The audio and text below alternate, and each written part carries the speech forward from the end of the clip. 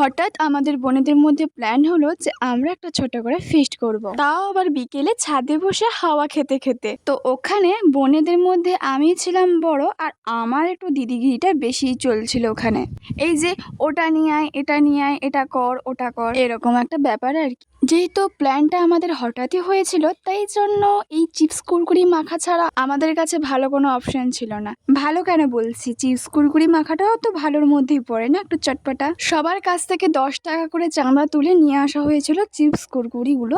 আর এই চিপসগুলো থেকে ছোট ছোট গিফট পেতে ছোটবেলায় যে কি ভালো লাগতো, এখনো ভালো লাগে, কিন্তু সেগুলো নিয়ে আর তো খেলা হয় না। তো বিভিন্ন রকমের চিপস কুরকুরি নিয়ে এসে টমেটো, শসা, কাঁচা লঙ্কা, লেবু, চানাচুর, গ্রিন চিলি সস এবং জলজিরা দিয়ে টেস্টি টেস্টি আমাদের তৈরি হয়ে গিয়েছিল চিপস কুরকুরি মাখা। শুধু কমতি ছিল আচার তেলটা। আমি বড়, তাই আগে আমার পাতায় পড়বে আমার খাবারটা।